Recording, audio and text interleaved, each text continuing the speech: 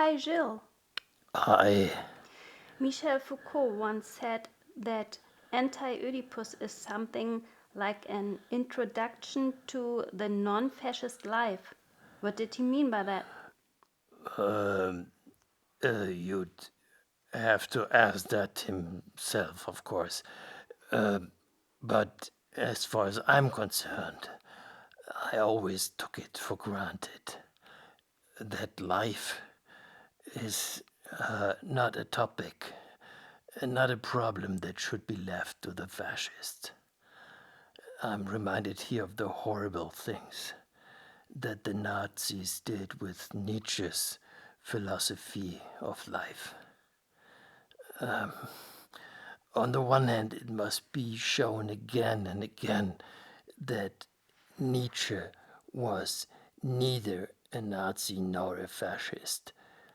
And on the other hand, the point is that life is always a decisive stake in the struggle for justice, autonomy, and even knowledge.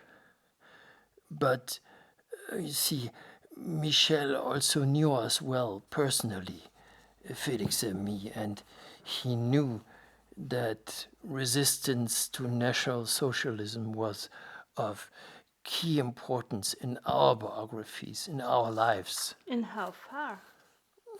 Well, I don't want to talk here about my brother who was deported because of his resistance against the Nazis, and he died on the way to a concentration camp.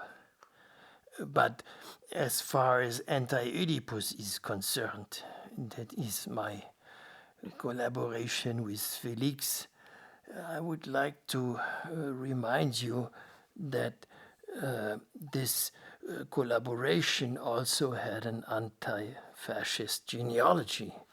What do you mean precisely? Well, throughout his life, Felix was connected to the reform movement of institutional psychotherapy through his work at the Laborde Clinic.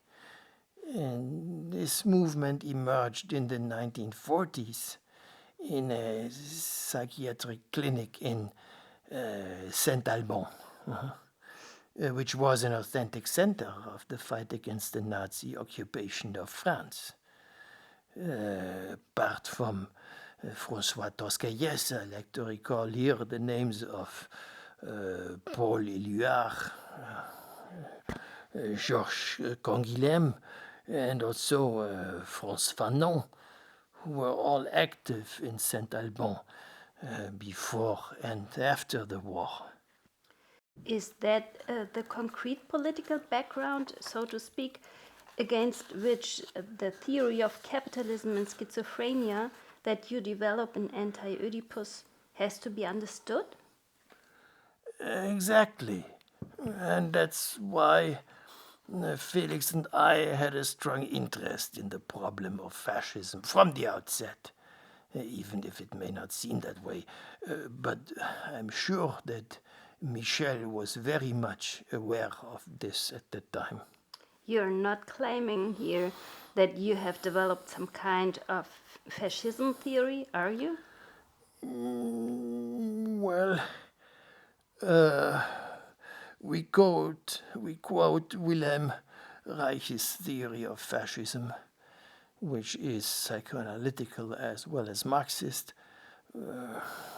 Take a look at the beginning of Anti-Oedipus, where we say, and I quote, Reich is at his profoundest as a thinker when he refuses to accept ignorance or illusion on the part of the masses as an explanation of fascism, and demands an explanation that will take their desires into account, an explanation formulated in terms of desire.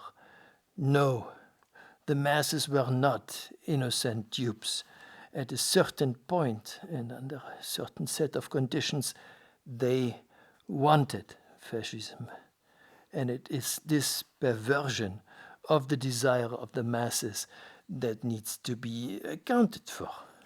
Reich has thus rediscovered the fundamental problem of political philosophy, which Spinoza already posed. Why do men fight for their servitude as stubbornly as though it were their salvation? How can people possibly reach the point of shouting, more taxes, less bread? Yeah, you see, that's the central point. In 1,000 Plateaus, we expand on that. The purely economic and political definitions of fascism are insufficient, yes, without any doubt. But the point is not that they have to be supplemented by vague, so-called ideological determinations. In our understanding, the masses are not tricked by an ideological lure. Instead, we claim there is something like a microfascism, a fascism under the skin, so to speak. And it's precisely this molecular or micropolitical power that makes fascism so dangerous. People want, or rather desire, fascism, and not only, or perhaps not even primarily, as a form of government, but as a kind of everyday reality? Take the example of National Socialism in Germany. It is not for nothing that we have dedicated a separate chapter in 1,000 Plateaus to the year 1933, and in it we write, "It is curious that from the beginning the Nazis announced to Germany what they were bringing. At once wedding bells and death, including their own death and the death of the Germans. And the people cheered, not because they did not understand, but because they wanted that death through the death of others." Perhaps I may briefly relate this to our current situation, that is, the rise of right-wing populism and right-wing extremism in France, Germany, and the US. If your argument concerning microfascism is correct, then reasonable arguments against the political ideas of the far right would be useless. For example, arguments against its radical nationalism and in favor for diversity, because there are good economic reasons that speak for cultural and social openness. Are you saying with Felix the issue is not making such arguments, but to deal with an unconscious dynamic, an unconscious fascism that resides in all of us and that can therefore unfold an incredible destructiveness? We have to continue to analyze their utterances, their discourse, as Michel would have said. Pay attention, for example, to how often you hear their stupid and repugnant cry, "Long live death," on an economic level, but also in ecological terms. I see. And I also understand how far-reaching is what Michel Foucault said about Anti-Oedipus. Leading a non-fascist life is an everyday task, a task that concerns all of us, and not just when there are elections.